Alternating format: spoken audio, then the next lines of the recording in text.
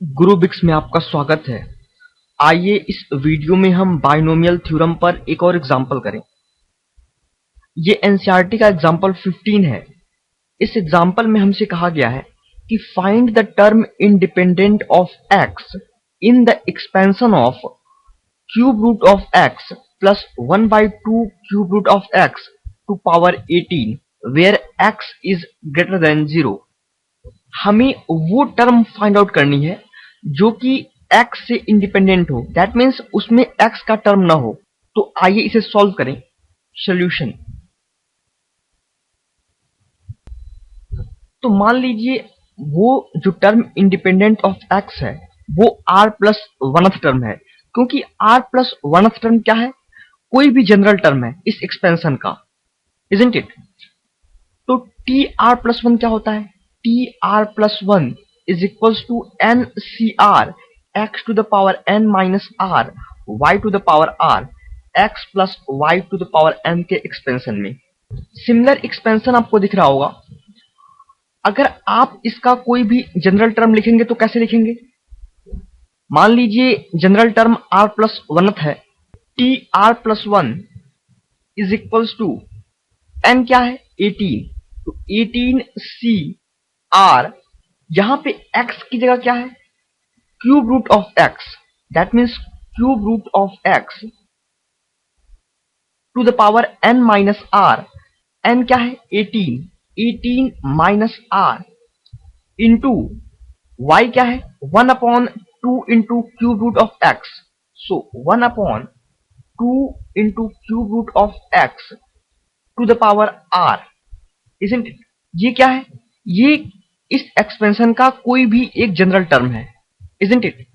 हमें वो term find out करना है जो x से इंडिपेंडेंट हो, दैट मीन्स जिसमें x ना हो। तो इसे थोड़ा और सिंप्लीफाई करें, तो आप देखिए अगर इसे हम और सिंप्लीफाई करेंगे तो हमें क्या मिलेगा, 18cr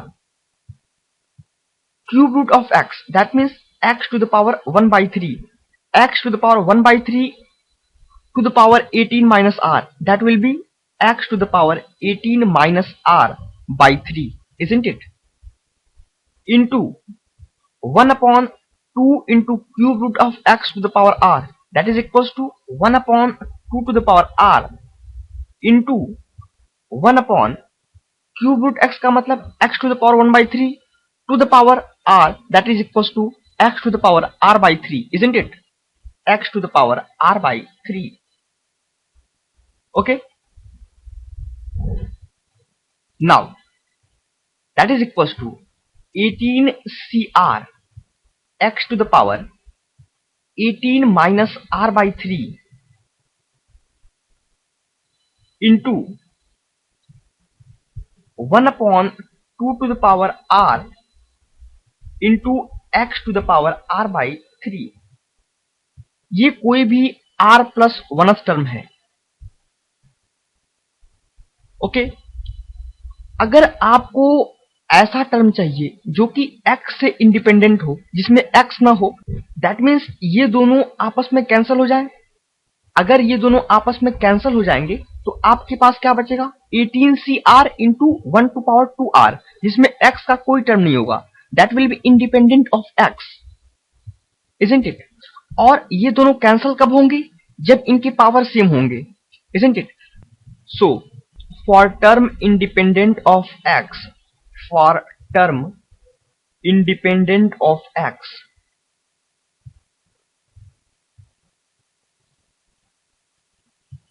(18 minus r by 3) should be equals to r by 3. Okay, और यहां से आपको क्या मिल जाएगा, that will be 18 minus r is equals to r, और r की वैल्यू क्या हो जाएगी 9। तो अगर हम यहाँ पे r की वैल्यू 9 रख दें तो इन दोनों पे पावर सेम हो जाएगा, 18 minus 9 that is equals to 9, 9 by 3 that is equals to 3, तो x क्यूब और x क्यूब कैंसिल आउट हो जाएगा और आपको क्या मिल जाएगा, 18cr into 1/2 to power r।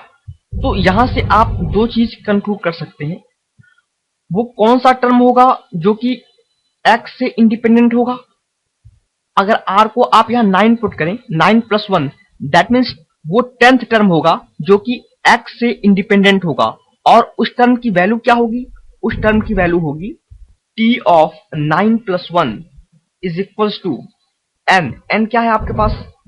18cr, that means 18c9 into 1 by 2 to power r, 1 upon 2 to power 9। तो वो 10th टर्म होगा जो x से इंडिपेंडेंट होगा, और उस टर्म की वैल्यू होगी 18c9 into 1 upon 2 to power 9। Okay, तो ये क्वेश्चन काफी इंपॉर्टेंट है। ये कई बार आपके सीबीएसई बोर्ड में पूछा जा चुका है।